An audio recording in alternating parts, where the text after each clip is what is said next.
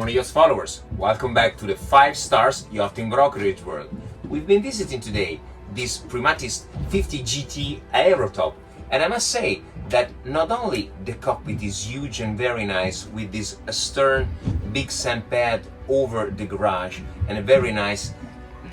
dining area amidship, not only the lower deck is very generous and spacey with the 3 cabins and the 2 toilets, and still I want to say that the most impressive thing about the vessel is not the way she presents, but still the way she performs, because the combination of the fantastic Alba di Abati family and this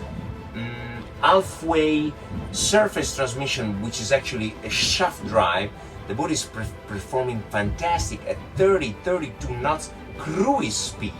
Have a look at the photo shoot we've been realizing today, and as always, take care.